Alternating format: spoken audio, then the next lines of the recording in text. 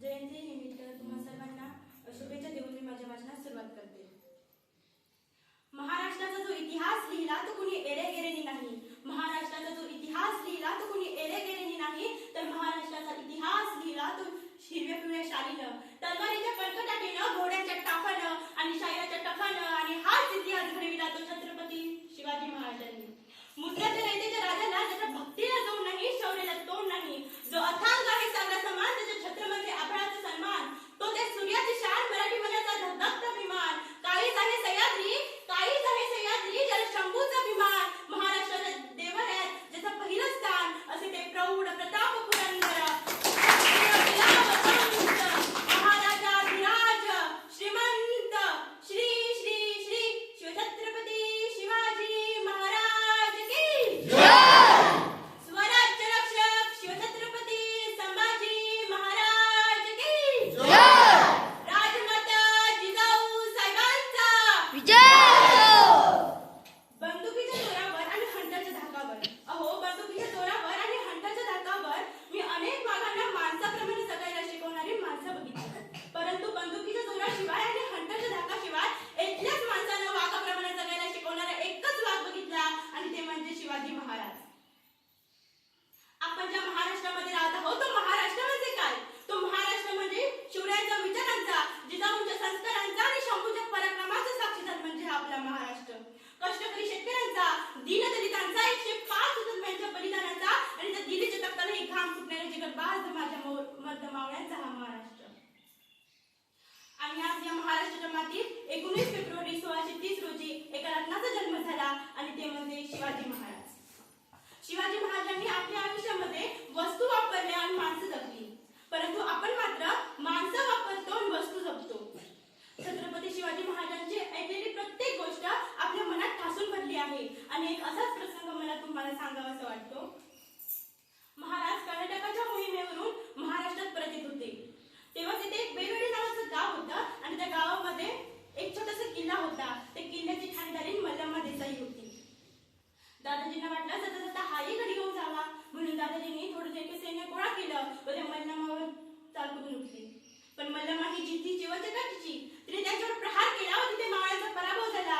आणि दादाजींना वाटलं की एका पायीच्या हातून मावळ्यांचा पराभव होणे शक्य नाही, म्हणून त्यांनी पुन्हा सैन्य गोळा केलं आणि त्या मल्लम्मावर तुटून पडले. आता मात्र मल्लम्माचा पराभव झाला. तेव्हा दादाजींनी ठरवलं की ह्या बाईला कैद करायचं आणि शिवाजी महाराजांकडे करायचं. तेव्हा मल्लम्माला कैद करतच असताना मल्लम्मा आत गेली व आपल्या तांब्या बाळाला घेऊन बाहेर आली. आणि जेव्हा छत्रपती शिवाजी महाराजांकडे करण्यात आलं, तेव्हा तिच्या मनात विचार आला की जसा प्रत्येक राजा आपल्या गुन्हेगारीला शिक्षा देतो, तसा हाही राजा मला शिक्षा देईल, मला आणि माझ्या बाळाला मारून टाकेल. तेवढं तिने शिवाजी महाराजांकडे गेली आणि नतमस्तक झाली आणि म्हणाली, राजा मी तुमची गुन्हेगारी नाही, राजा जी काही शिक्षा द्यायची असेल ती मला द्या, यात माझ्या बाळाचा काही दोष नाही. राजा मी तुमची गुन्हेगारी नाही. छत्रपती शिवाजी महाराजांनी त्या मल्लम्माजवळ बघून स्मित हास्य केलं. त्यांनी जिन्नीसांना इशारा केला, तिथलीच आतमध्ये गेला व दुधाची वाटी करून बाहेर आला.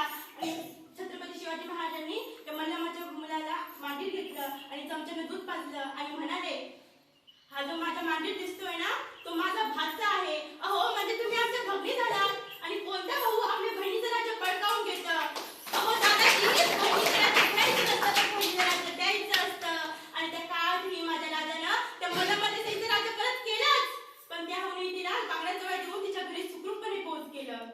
म्हणून तर एवढंच म्हणावंसं वाटतं की जे जगानं केलं ते शिवाजी महाराजांनी कधीच केलं नाही, की जे जगानं केलं ते छत्रपती शिवाजी महाराजांनी कधीच केलं नाही, आणि जे महाराजांनी केलं ते जगाने कधीच केलं नाही. म्हणून तर जगाला महाराजांकडे झुकावं लागलं. छत्रपती शिवाजी महाराजांनी त्यांच्या आयुष्यामध्ये स्त्रियांचा आदर केला, स्त्रियांना मान दिला.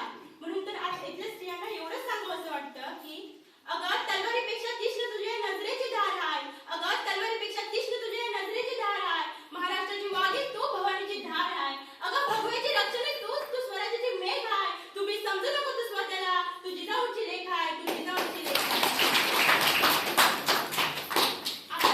आताच अलीकडच्या देशातला मला प्रसंग तुम्हाला सांगावासा वाटतो. आता 5-6 वर्षांपूर्वी इंग्लंडचे पंतप्रधान आपल्या भारत भेटीसाठी आले होते. तेव्हा त्यांना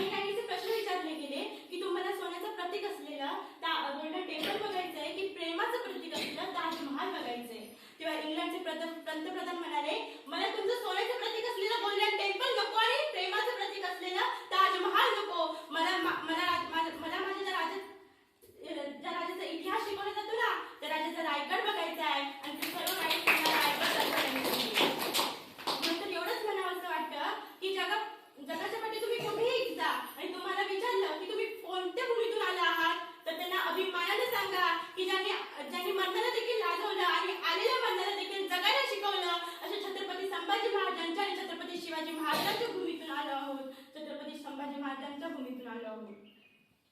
म्हणून एवढं सांगावंसं वाटतं की ज्या मातीत जन्मले त्या मातीचा रंग सावळा आहे. ज्या मातीत जन्मले त्या मातीचा रंग सावळा आहे. छातीत ठोकून सांगते मी शिवबाचा मावळा आहे, मी शिवबाचा मावळा आहे. आता मी एवढंच म्हणेन की देवाकडे फुल मागितलं तर देवाने अख्खी बागच दिली. देवाकडे फुल मागितलं तर देवाने अख्खी बागच दिली. देवाकडे राहण्यासाठी जागा मागितली तर देवाने अख्खा राजवाडाच दिला. देवाकडे पिण्यासाठी